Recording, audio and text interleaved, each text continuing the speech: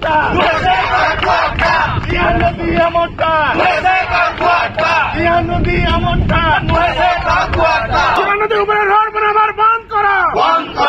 Jihanudi upore road banabar band karo. अरे जिरानोएद amorta. जिरानोएद amorta. आमे जीरा नदी बंचाओ आंदोलन आरंभ कलु। जीरा होची बरगढ़ जीवन रेखा। जीरा होची बरगढ़ जमुना। जमुना आज संकट रे।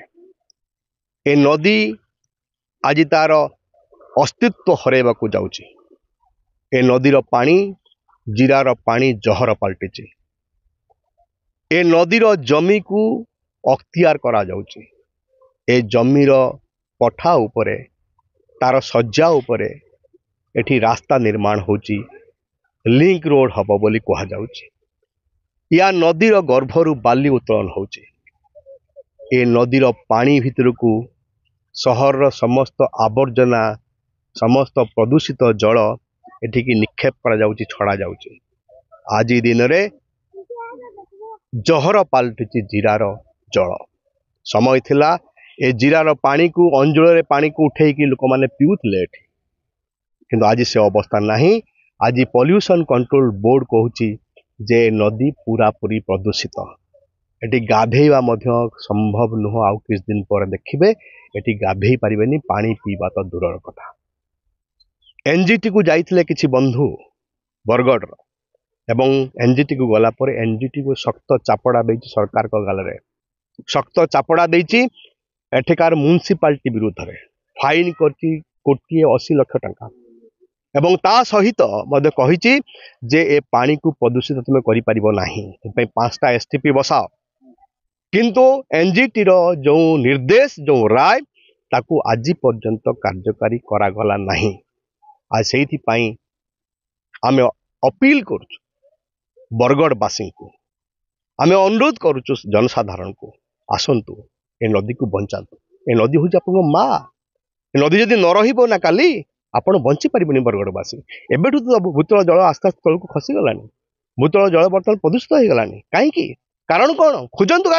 कारण होची जीरा नदी प्रदूषित होची।